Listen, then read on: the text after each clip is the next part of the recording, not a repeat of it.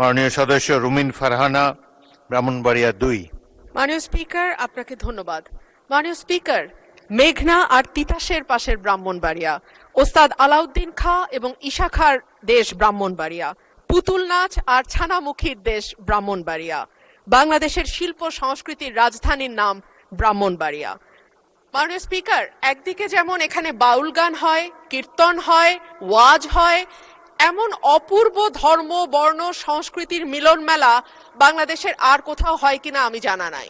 কিন্তু মাননীয় স্পিকার, দুঃখজনক হলেও সত্য, বাংলাদেশের প্রায় প্রতিটি জেলা উপজেলায় একটা করে অন্তত বিশ্ববিদ্যালয় স্থাপিত হয়েছে গত 15 বছরে, কিন্তু ব্রাহ্মণবাড়িয়াতে এখন পর্যন্ত কোনো বিশ্ববিদ্যালয় হয়নি।